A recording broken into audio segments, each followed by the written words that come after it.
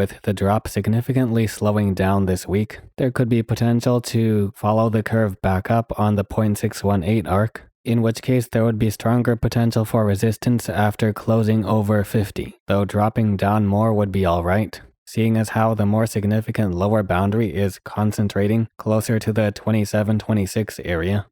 Then remember to stay tuned for coverage of more charts and the new series on the Keltner channel indicator releasing next Tuesday. Next, the LiQuiTY chart, where there's still potentially more room to rise since more significant resistance potential doesn't start until nearing the upper boundary of the 0 to 1 range of the Fibonacci channel. If price does keep rising like this, it will be important to close over $2 by the beginning of April to avoid falling back under the influence of the current descending channel lines. In such a case, the roughly 165 to 157 range is the most important lower boundary. It would be alright to drop into here but rebound to avoid falling along the spirals that are based on the previous bullish continuation.